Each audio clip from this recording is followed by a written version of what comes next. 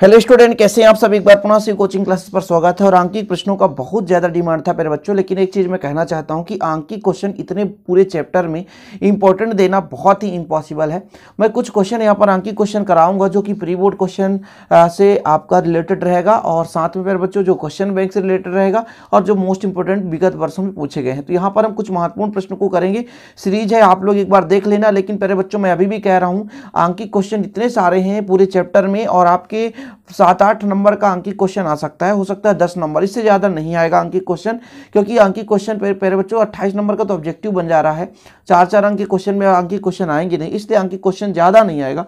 हो सकता है तो 2 क्वेश्चन आएगा 3-3 नंबर का, वो भी 6 नंबर टोटल, इससे ज़्यादा अंकित क्वेश्चन नहीं आएगा। और इसके अथवा में यदि प्रश्न आ गया तब तो आप कर ही लोगे। तो प्यारे बच्चों, आंकिक क्वेश्चन के भरोसे मैं आपको नहीं कह सकता हूं, क्योंकि आंकिक क्वेश्चन थोड़ा सा आपका पूरा ऑल ओवर यदि देखा जाए प्यारे बच्चों तो 100-200 क्वेश्चन है। ऐसे में तो कोई सिलेक्टेड क्वेश्चन नहीं होते, लेकिन सिमिलर क्वेश्चन देखते हैं, शायद हो सकता है आ जाए इनमें से। शुरू करते हैं। पहला क्वेश्चन है, 3 प्रतिरोधक है, 2 ओम है, 3 ओम है, 6 ओम है, इनको समांतर क्रम में जोड़ा गया है, तो तुल्य प्रतिरोध ज्ञात कीजिए। चलो हल करते हैं प्यारे बच्चों। ये आपके पास R1 है, कितना ओम, 2 ओम है, ठीक है। R2 कितना है आपके पास, 3 ओम है, ठीक, 3 ओम। फिर आपके पास R3 है प्यारे बच्चों, कितना है, 6 ओम है। आपको क्या निकालना है, आपको निकालना है समांतर क्रम में जुड़े हैं, चूंकि प्रतिरोध समांतर क्रम में जुड़े हैं, चूंकि समांतर क्रम में संयोजन है, ठीक है, समांतर क्रम में। तब तुल्य प्रतिरोध कितना होगा समांतर क्रम के लिए, बताइए। तुल्य प्रतिरोध समांतर क्रम के लिए होता है 1/r equal 1/r1 plus 1/r2 plus 1/r3। r निकालना, ये आपका समांतर क्रम है। किस क्रम में है, समांतर क्रम में। तो 1/r बराबर हो जाएगा, r1 का मान कितना है 2, r2 का मान है 3 और r3 का मान है 6। यहाँ पे जो टोटल एलसीएम आएगा 6 आएगा, 3 का भाग देंगे, 3 का यहाँ 2 का भाग देंगे, फिर 3 का भैया, फिर 6 का तो 1 आएगा। कितना हो जाएगा आपका 6/6, ठीक है। तो आपका हो जाएगा 1, कितना आ गया, 1 ओम आ गया। देखिए कंप्लीट हो गया। 3 प्रतिरोध, 2 ओम, 3 ओम, 6 ओम। अब प्यारे बच्चों, यदि श्रेणी क्रम में जुड़ा होता, यदि यही ऐसा क्वेश्चन आता, यदि श्रेणी क्रम में जुड़ा होता, यदि श्रेणी क्रम में जुड़ा हो तो श्रेणी क्रम में क्या हो जाता, R बराबर R1 plus R2 plus R3। जब इसको अपन कैलकुलेट करते तो R बराबर हो जाता है मेरे बच्चों, R1 का मान कितना है 3, R2 का मान 2, और फिर आपका कितना हो जाएगा 6। तो टोटल कितना हो जाता, 3 3 6 और 6 6 12 ओम। ये हो जाता है आंसर। मतलब ऐसे क्वेश्चन आ सकते हैं, श्रेणी क्रम में जुड़ा हो या समांतर क्रम में जुड़ा हो, तो फिर आपको इसका कैलकुलेशन करना होगा। इसके बाद अगला क्वेश्चन देखिए यहाँ पर प्यारे बच्चों। अगला क्वेश्चन है, 3 सेंटीमीटर ऊंची कोई बिंब है, यानी यहाँ पर ऊंचाई देके रखा है, 21 सेंटीमीटर की फोकस दूरी देके रखा है, लेंस के सामने 14 सेंटीमीटर दूरी पर रखा है। लेंस के भैया वस्तु हम जब रखेंगे तो लेंस के सामने रखेंगे, मतलब आपका बायां पक्ष होगा तो निगेटिव होगा, इतना आप लोग ध्यान रखिएगा। तो वस्तु की ऊंचाई देके रखा है, हल करते हैं। देखिए वस्तु की ऊंचाई को ओ से दर्शाते हैं, तो ओ दिया क्या है प्यारे बच्चों, ओ दिया है। ओ बराबर कितना देके रखा है, 3.0 सेंटीमीटर, ये पॉजिटिव होगा, ऊपर की ओर होगा। इसके बाद फोकस देके रखा है, जो आपका फोकस होगा माइनस होगा, निगेटिव में 21 सेंटीमीटर फोकस दूरी देके रखा है। इसके बाद आपका वस्तु का दूरी भैया 14 सेंटीमीटर, ये भी निगेटिव होगा क्योंकि आपकी लेफ्ट साइड पे होगा, 14 सेंटीमीटर है। सामने रखा है वस्तु के दर्पण के सामने वस्तु रखा है। तो बोला है लेंस से निर्मित प्रतिबिंब का प्रकार, आकार तथा स्थिति बताना, मतलब भी तो आपको नहीं पता है, आई भी निकालना है। अच्छा, यदि एफ और भी दे के रखा हो तो हम लेंस सूत्र लगा के भी का मान निकाल सकते हैं। लेंस सूत्र से, लेंस सूत्र क्या होता है बच्चा लोग, 1/f बराबर 1/v माइनस 1/u, ये होता है लेंस सूत्र। यदि वैल्यू पुट कर दें 1/f का तो -21, भी का मान नहीं पता, इसका मान है -14, तो माइनस माइनस हो जाएगा प्लस। तो ये प्लस है, इधर आएगा तो -1/14 माइनस 1/21 बराबर 1/v। यदि 7 × 21 और 7 दूनी 14, तो 21 दूनी 42, इसका एलसीएम हो जाएगा। 7 दूना 14, 7 × 21, 7 × 21 दूनी 42, जी हाँ 42, 14 × 42 और 21 दूनी 42, 1/v। ठीक है, थोड़ा सा गड़बड़ तो नहीं है, थोड़ा सा एक बार मेंटेन करके देख लेते हैं। माइनस में है, ये u का मान प्यारे बच्चों माइनस में है, तो माइनस माइनस प्लस इधर जाकर माइनस हो जाएगा, तो ये माइनस हो जाएगा, ये भी माइनस। चलिए अब सही है। 1/v बराबर आ जाएगा -5/42। तो यदि v का मान निकालूं तो उल्टा हो जाएगा, v बराबर कहो तो v बराबर कितना हो जाएगा 42/5, ये निगेटिव में, ये v का मान आ गया। अच्छा, v का मान ऋणात्मक है, आवर्धन निकालना पड़ेगा, तब तो हमें पता चलेगा ना आकार। तो आवर्धन क्या होता है फार्मूला, आवर्धन बताओ जरा, स्मॉल m बराबर I/O होता है। I का मान तो हमें पता नहीं है, लेकिन हमको v/u का फार्मूला लगाना पड़ेगा, तभी हमें वैल्यू फाइंड हो जाएगा। I हमें पता नहीं है, O हमें पता है, O हमें पता है 3.0। इसका मान कितना है प्यारे बच्चों, इसको यदि काट दें तो 8 पंचा 40 और 5 चौको 20, ये निगेटिव में आ गया। और u का मान आपको पता है, u का मान -14 है। आप काटो तो 14 6 14 पंचे 70, 14 6 84, ठीक है। तो यदि इसको इधर मल्टीप्लाई कर दें, i बराबर ऋण कट गया 8.4 × 3/14।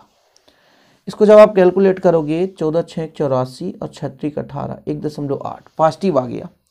तो भैया जो प्रतिबिंब लेंस के आगे 8 कितने दूरी पर बन रहा है, 8.4 सेंटीमीटर की दूरी पर बन रहा है, आगे बन रहा है, निगेटिव है ना, तो आभासी बनेगा, सीधा बनेगा, काल्पनिक वस्तु से छोटा। वस्तु का भैया देख लो, u का मान है 14 और v का मान है 8.4। तो भैया एक चीज तो है, और I और O से रिलेट करो, I का मान है 1.8, तो प्रतिबिंब छोटा है, और आपका O का मान है 3.0 सेंटीमीटर। तो ये जो वस्तु की लंबाई है बड़ी है, प्रतिबिंब की लंबाई छोटी है, तो ये जो प्रतिबिंब है वस्तु से छोटा बन रहा है, निगेटिव है, निगेटिव बन रहा है ना, यहाँ पर देख सकते हो v का मान माइनस है, निगेटिव है, इसलिए जो है जो आपका प्रतिबिंब है लेंस के आगे ही है। कैसे है, आगे है, माइनस है इसलिए। यदि आपका लेंस है यहाँ पर प्यारे बच्चों, तो प्रतिबिंब जो है आगे ही है, और जब आगे है तो डेफिनेट रूप से ये आपका आभासी, सीधा, काल्पनिक एवं छोटा होगा। ठीक, ये क्लियर हो गया। ऐसे क्वेश्चन आ सकते हैं, आएंगे या नहीं आएंगे क्लियर नहीं कर सकते प्यारे बच्चों, क्योंकि मैंने पहले भी बताया कि जो आपका आंकिक क्वेश्चन है हो सकता है कहीं से भी आ जाए, और इतना लंबा चौड़ा चैप्टर है यार कि आंकिक क्वेश्चन गेस करना बहुत कठिन है।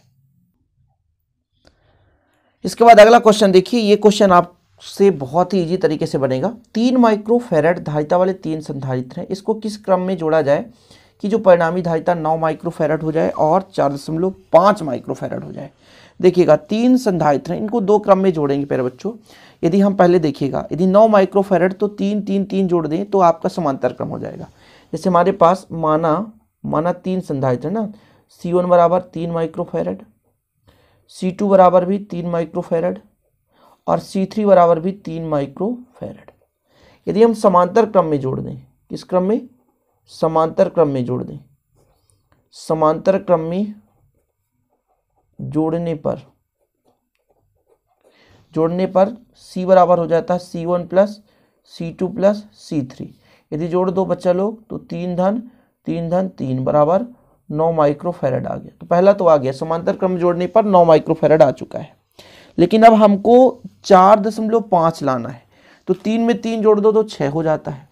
अब भाई 2 संधारित्रों को पहले अपन समांतर क्रम में जोड़ते हैं, भाई 2 संधारित्र को यदि श्रेणी क्रम में जोड़ दें तो हमारा 6 आ जाता है।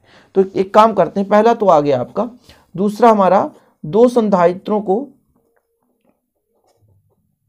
संधारित्रों को समांतर क्रम में जोड़ दें, समांतर क्रम में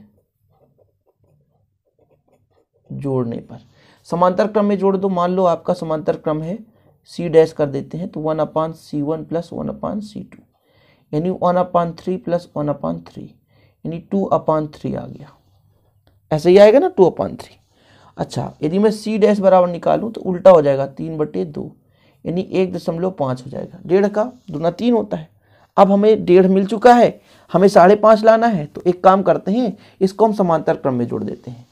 C डैश को तीसरे धारिता के साथ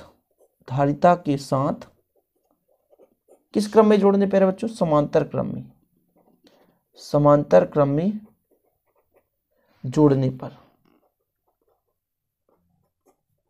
समांतर क्रम में जोड़ने पर तो आपके पास C बराबर कितना आ जाएगा, C डैश प्लस C3, मतलब 1.5 प्लस 3 इक्वल 4.5 माइक्रोफैराड। ये आपका आंसर आ गया, देख सकते हो आप इजी तरीके से। एक और क्वेश्चन करिए, चलिए। वायु में एक दूसरे से 30 सेंटीमीटर दूरी पर रखे दो छोटे आवेशित गोलों पर क्रमशः 2 × 10⁻⁷ कूलाम और 3 × 10⁻⁷ कूलाम आवेश है, तो उनके बीच का बल कितना होगा। थोड़ा देखिएगा क्या क्या दे के रखा है, हल करते हैं। चलिए, आपके पास एक आवेश का मान दे के रखा है Q1 2 × 10⁻⁷ कूलाम और Q2 दे के रखा है 3 × 10⁻⁷ कूलाम। R कितना दिया भैया, 30 सेंटीमीटर। यदि इसको मीटर में बदलें तो हम 100 का भाग देंगे, यानी 10⁻²। 100 का भाग दे रहे हैं, 10⁻², ये मीटर हो गया। यानी 100 का भाग देंगे, यानी 30/100, कुल मिलाकर 0.3 मीटर आ गया। ये आ गया, R का मान आ गया। अब कूलाम के नियम से बल क्या होता है, 1/4πε0। 2 आवेश है तो Q1 Q2/r²। इस पूरे का मान होता है 9 × 10⁻⁹।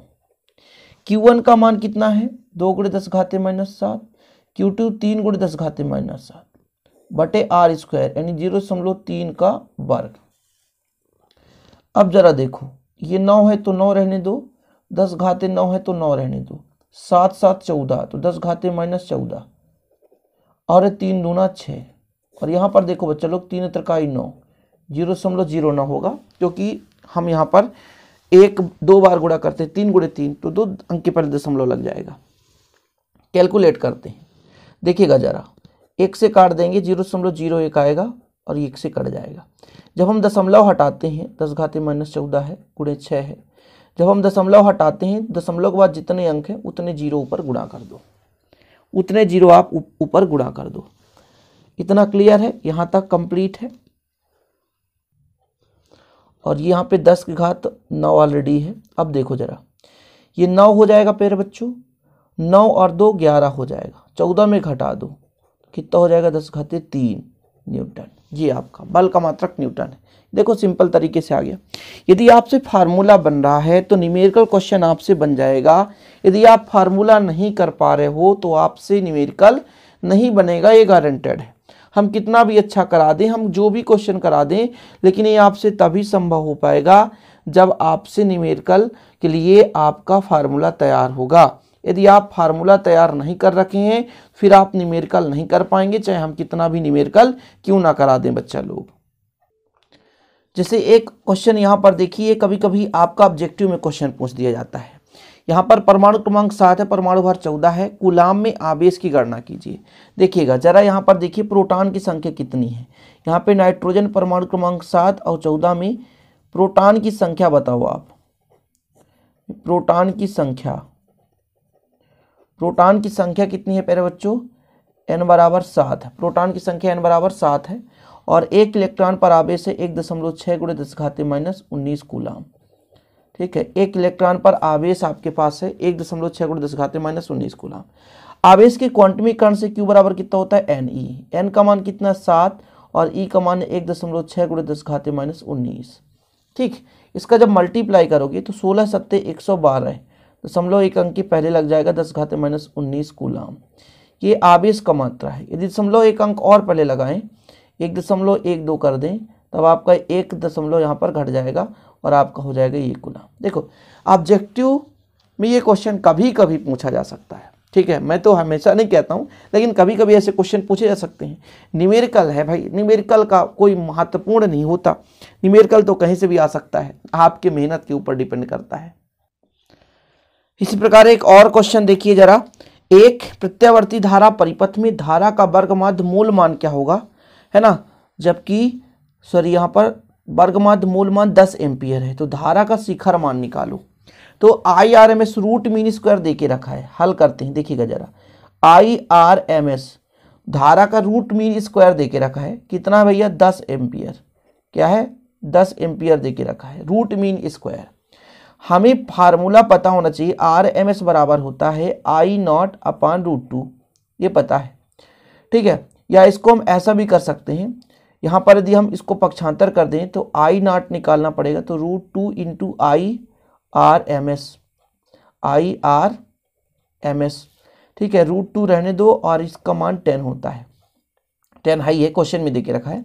√2 का मान कितना होता है जी 1.414 इंटू 10 मल्टीप्लाई कर दो भैया, तो दशमलव यहाँ है तो दशमलव यहाँ चला जाएगा, तो 14.14 एम्पियर ये आपका आ चुका है, एम्पियर में आ गया, धारा का मान आ गया। प्रत्यावर्ती धारा परिपथ का जो हमारे पास वर्ग माध्य मूल मान था, इसका हमने शिखर मान निकाल लिया। इसका मान हमने क्या निकाल लिया? शिखर मान। मिलता जुलता सेम क्वेश्चन देखिएगा, एसी सप्लाई का शिखर वोल्टता 300 वोल्ट दे के रखा है, तो इसका वर्ग माध्य मूल वोल्टता निकालो। इसका थोड़ा कोशिश करिएगा, सेम सूत्र है। यहाँ पे धारा का IRMS दे के रखा था, इसमें वोल्टेज का VRMS निकालेंगे, ठीक है। चल देखिएगा, हल करते हैं प्यारे बच्चों, थोड़ा देखिएगा। V बराबर दे के रखा है, V नॉट बराबर दे के रखा 300 वोल्ट, कितना वोल्ट? 300 वोल्ट। और आपने पढ़ा VRMS बराबर V नॉट अपॉन √2, यानी 300/1.414। जब इसका आप डिवाइड करोगे प्यारे बच्चों तो निकल कर आएगा 212.2 वोल्ट। ये क्वेश्चन का आंसर आ गया। तो ऐसे क्वेश्चन आसानी से कर लोगे यार, यदि आपके पास फार्मूला है तो। यदि फार्मूला नहीं है तो फिर क्वेश्चन कैसे भी आ जाए, नहीं बनेगा। मैं तो एक चीज कहूंगा कि यदि आंकिक क्वेश्चन में अच्छा कमांड बनाना ही चाहते हो तो पहले आप फार्मूला तैयार करो। फार्मूला जितना अच्छे तरीके से आप तैयार कर लोगे तो आंकिक क्वेश्चन उतना ही आसानी से बनेगा। आज का आखिरी क्वेश्चन करते हैं कि 40 सेंटीमीटर वक्रता त्रिज्या वाले अवतल दर्पण के सामने 10 सेंटीमीटर दूरी पर एक वस्तु स्थित है। प्रतिबिंब की स्थिति एवं प्रकृति निकालना है। प्रतिबिंब की स्थिति एवं प्रकृति, वक्रता त्रिज्या देखे रखा। अवतल दर्पण ऐसा है प्यारे बच्चों, मान लीजिए इसके सामने वस्तु रखा है, तो हल करते समय यहाँ पे जो भी देखे रखा है, आर का मान देखे रखा है 40 सेंटीमीटर, ये निगेटिव में होगा क्योंकि इधर वस्तु रखेंगे, इसका दर्पण जो वक्रता त्रिज्या होगी इसलिए निगेटिव होगा। वस्तु 10 सेंटीमीटर की दूरी पर, वस्तु की दूरी है, वस्तु भी इधर होगा तो -10 सेंटीमीटर, ठीक है। तो यदि f का मान निकालें प्यारे बच्चों तो f बराबर होता है r/2, होता है कि नहीं, -40/2 यानी -20 सेंटीमीटर। ये f का मान निकल कर आ गया। हमें बोला है आवर्धन ज्ञात करो, स्मॉल m, जिसका फार्मूला होता है V/U, तो V निकालना है। तो दर्पण सूत्र आपने पढ़ा होगा, दर्पण सूत्र 1/V + 1/U बराबर 1/F होता है ना दर्पण सूत्र। वैल्यू पुट करो, हमें V का वैल्यू पता नहीं है, U का मान तो हमें पता है -10, F का मान कितना है हमारे पास -20 आ गया, -20। अब देखो इसको कैलकुलेट करें, ये -10 है, इधर जाकर प्लस हो जाएगा, तो 1/V बराबर माइनस का प्लस हो जाएगा और ये 20 वाला माइनस ही रहेगा।